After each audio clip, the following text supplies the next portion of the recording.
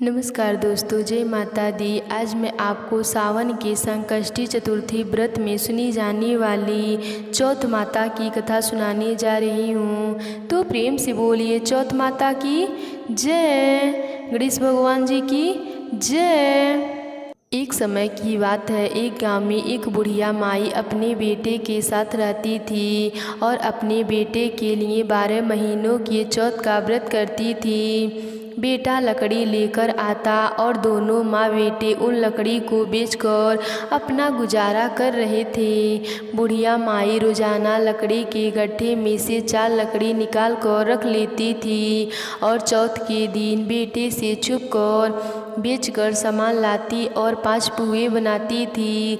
एक पुआ गणेश भगवान को, एक चौथ माता को चढ़ाती थी, एक ब्राह्मण को और एक अपने बेटे को खिलाती थी और एक पुआ खुद खा लेती थी। एक चौथ के दिन बेटा अपने पड़ोसन के घर गया। वो पुआ बना रही थी। जब उसने पूछा आज क्या है जो पुआ बना रही हो, तब वह बोली मैं तो आज ही बना रही हूँ, पर तुम्हारी माँ तो हर चौथ को पुए बनाती है। तब बेटा अपने माँ से जाकर पूछा, माँ तू रोज़ पुए बनाती है, मैं तो इतनी मेहनत से कमाता हूँ। बुढ़िया माई बोली, मैं चौथ माता का व्रत रखती हूँ इसीलिए पुए बनाती हूँ। बेटा बोला, माँ या तो तू मुझे रख ले या तो चौथ माता के साथ रह जा। माँ बोली, बेटा मैं तो तेरे लिए ही चौथ माता का व्रत रखती हूँ इसीलिए मैं तुझे छोड़ सकती हूँ, पर चौथ माता को नहीं। जब बेटा घर से जाने लगा तब बुढ़िया माई बोली, बेटा तू जा ही रहा है तो यह चौथ माता की आके लेते जा। जहाँ संकट आए वहाँ चौथ माता का नाम लेना, वह संकट दूर हो जाएगा। बेटा ने सोचा बात झूठी है लेकिन ले लेता हूँ, इसे ले चलने में क्या बुराई है। वह जाने लगा। थोड़ी ही दूर पहुँचा तो उसने देखा कि खून की नदी बह रही है, वहीं सीधे रास्ते नहीं मिल रहा है। उसने आँख पूर कर बोला, चौथ माता अगर तू सच्ची है तो रास्ता हो जाए। ऐसा कहते ही झट से रास्ता मिल गया। वह आगे चल गया। जाते जाते एक राजा की नगरी में पहुंचा। वहाँ का राजा रोजाना एक आदमी की बलि देता था। वह एक बुढ़िया माई के पास गया तो बुढ़िया माई रोती मिली और पुए बनाती जा रही थी। लड़की ने बुढ़िया माई से पूछा कि बुढ़िया माई तू क्यों रो रही है? तो बुढ़िया माई ने जवाब दिया कि मेरा एक ही बेटा है जिसकी कल राजा बलि देने वाला है, मैं उसी के लिए पुए बना रही हूँ। वो बोला, बुढ़िया माई अपने बेटे की जगह मुझे पुआ खिला दो तो मैं उसकी जगह बलि चढ़ जाऊंगा। बुढ़िया माई ने कहा, मैं दूसरे के पुत्र को कैसे भेज सकती हूँ, लेकिन वह नहीं माना तो बुढ़िया माई ने उसको पुए खिला दिए। अगले दिन जब राजा का संदेश आया तो बुढ़िया माई ने सोचा कि मैं कैसे दूसरे के बेटे को बलि चढ़ने के लिए भेज सकती हूँ। नहीं, मैं ऐसा नहीं कर सकती हूँ। लेकिन बाहर की आवाज़ सुनकर वह बाहर आ गया और राजा के आदमियों के साथ चला गया। वहाँ मटकी बनाने वाले आग बना था। वहाँ उन सब ने मिलकर उस आदमी को आग में डाल दिया। वह आंखें पूर कर आग में बैठ गया और एक ही दिन में आग पक गया और मिट्टी के घड़े सोने चांदी के बन गए। वहाँ एक जमींदारनी झाड़ू लगा रही थी। जब झाड़ू से एक कंकड़ उछलकर उन बर्तनों से जा टकराया, तब जमींदारनी ने राजा को जाकर बताया कि आपका आग तो पक गया है। तब राजा ने सोचा कि आग तो 8 दिन में पकता है, आज एक ही दिन में कैसे पक गया।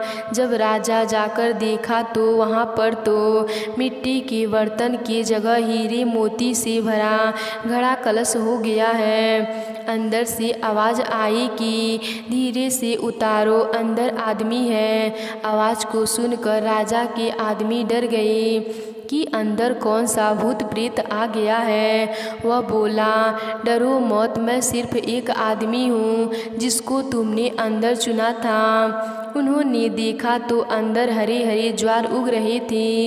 राजा ने पूछा कि तू अंदर जीवित कैसे बच गया?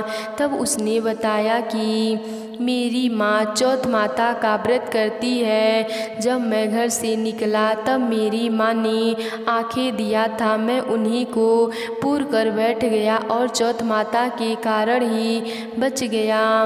राजा ने अपनी बेटी की शादी उस लड़के के साथ कर दी और बहुत साधन दौलत देकर विदा कर दिया।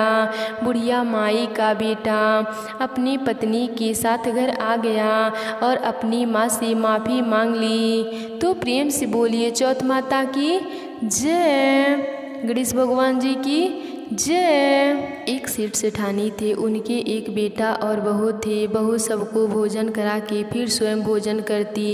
एक पड़ोसन ऐसी भी थी जो रोज़ पूछती कि बहू आज क्या बनाया, क्या खाया? बहू कहती ठंडो बासी। एक दिन उसके पति ने ऐसा सुनकर विचार किया कि आज तो पकवान बनाया जाए, फिर देखें कि मेरी पत्नी क्या कहती है। उसने तरह तरह के पकवान बनाए और घर के सभी लोगों ने एक साथ बैठकर भोजन किया। आज भी पड़ोसन ने पूछा तो बहू ने कहा ठंडू बासी। सेठ के लड़के ने सोचा हो न हो कोई बात अवश्य है जिससे कि मेरी पत्नी ऐसा कहती है। उसने पत्नी से पूछा तुम रोज़ ठंडो बासी खाती हो, ऐसा क्यों कहती हो, जबकि अपने सब तो एक साथ बैठकर कई तरह के पकवान खाए। उसकी पत्नी बोली हम जो खा रहे हैं वो आपके बाप बूढ़ों की कमाई है। जिस दिन आप कमा कर लाओगे उस दिन मैं समझूंगी कि ताज़ा भोजन कर रहे हैं। अब एक दिन लड़के ने माँ से कहा माँ मैं एक बड़े शहर में कमाने जा रहा हूँ। माँ बोली बेटा अपने पास इतना धन है कि खाए नहीं लुटेगा। माँ के मना करने पर भी बेटे ने स्वयं कमाने का दृढ़ निश्चय कर लिया और जाते समय पत्नी से कहा मैं जब तक कमा कर बहुत सा धन लेकर न आऊँ तुम चूल्हे की आग को बुझने मत देना। एक दिन चूल्हे की आग बुझ गई तो बहू मन ही मन घबराने लगी, कहीं मेरे पति संकट में तो नहीं आन पड़े। जल्दी से पड़ोसन में आग लाकर चूल्हे में रख दूं, ऐसा विचार करके पड़ोसन में गई। वहाँ पड़ोसन चौथ माता का व्रत पूजन कर रही थी। पड़ोसन ने कहा थोड़ी देर में आकर ले जाना। बहू ने पड़ोसन से पूछा आप यह व्रत क्यों करती हैं, इससे करने से क्या मिलता है? पड़ोसन ने कहा चौथ माता के व्रत को करने से अन्न लक्ष्मी मिलती हैं और अपनी सभी मनोकामनाएं पूरी होती हैं। अब बहू भी चौथ माता का व्रत करने लगी। दीवार पर चौथ माता बनाई। उस दिन घी गुड़ का चूरमा बनाकर रात्रि को चंद्रमा को अर्घ देकर भोजन करती। ऐसा करते करते बहुत दिन हो गए। चौथ माता ने उस बहू के पति को सपना दिया कि साहूकार का बेटा सो रहा है या जाग रहा है, तेरी पत्नी बहुत याद कर रही है, घर जाकर उसकी चिंता मिटा। तू दुकान खोलकर कंकु केसर का पगलिया बना के बैठ जाना, आज तेरा हिसाब किताब चुकता हो जाएगा।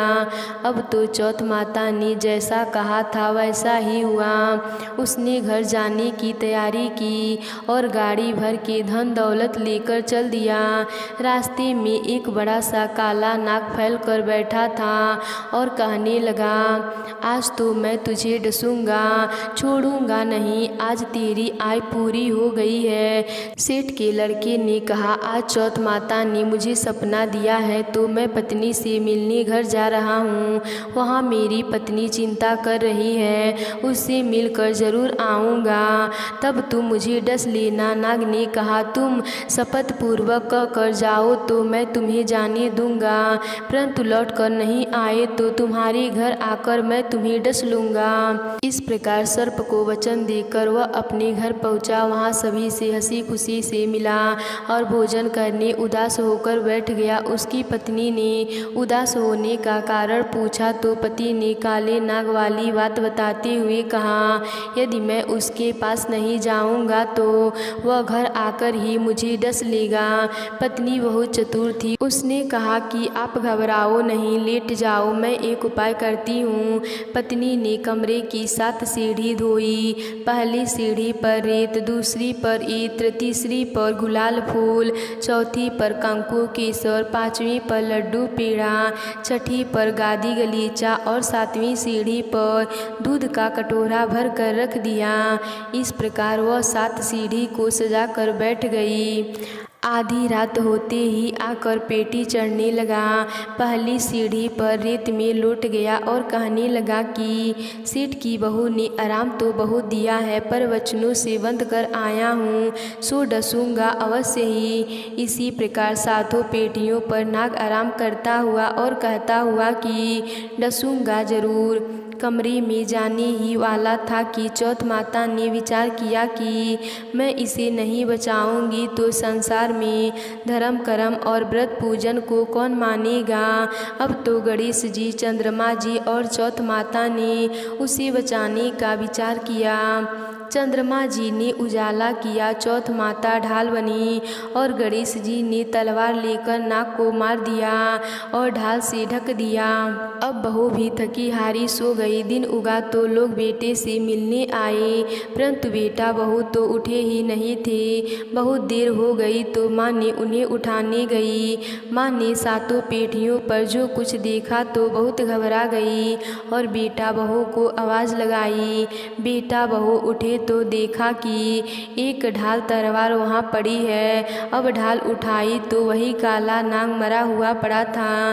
बेटा बहू ने सोचा कि आज तो धर्म कर्म के आड़े आ गए, जो भगवान गणेश जी और चौथ माता ने हमारी रक्षा की है। हे चौथ माता, आपने जैसी सेठ के बेटे बहू की रक्षा की वैसे ही सबके करना। तो प्रेम से बोलिए चौथ माता की जय, गणेश भगवान जी की जय।